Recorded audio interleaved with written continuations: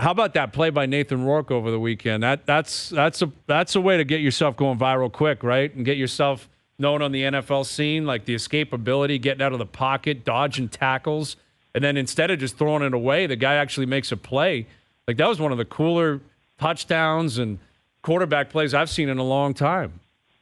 It looked like Patrick Mahomes. Yeah. That's something you would see out of a Patrick Mahomes ordeal. And I was excited for him because, especially in his situation, like if he wants to stick with Jacksonville or in this league, the reality is, especially early on, he's going to have to really flash. And he certainly flashed. When you make a play like that, it almost was like a combination of a Mahomes throw, but also obviously very different scenarios, preseason versus Super Bowl, but kind of reminded me of the Eli Manning, David Tyree, Super Bowl, where he's like, oh, here's a sack, and all of a sudden you're like, how is he still on his feet? And then again, Eli had an easy throw, not easy, but uncontested. He's got a dude hanging on his legs, and he fires a dime. I was like, it was a jaw-dropping play, to say the least. So I guess the question becomes, and Luke, you know this as well as anyone. You've played in preseason games. You've seen young guys come in and try to make a mark. How much of a mark will that make? How much of an impression will that make on the Jacksonville coaching staff? Well, my honest answer, and I'm not in Jacksonville, is probably going to be very little. I know that's a bit shocking. And to the rest of the league, I think it's a big ordeal. And what I mean by that is I find that, these preseason games, a lot of the media, that's really all we get to see. Hey, this guy came out, made a play, et cetera, et cetera.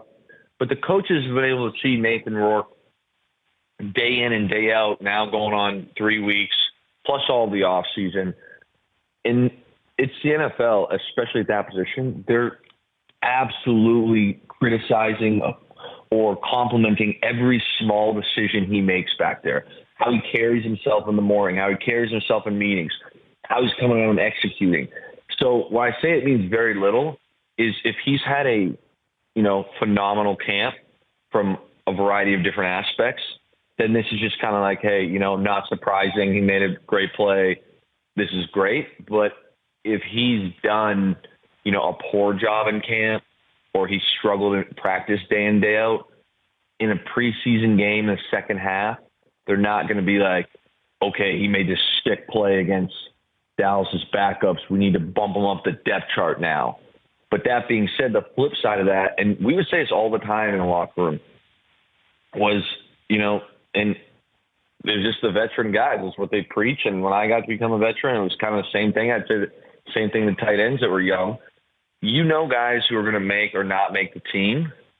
And you'd say in these preseason games, like, listen, it's probably not going to work out here in 2-3 weeks unless someone gets injured, you're going to get cut.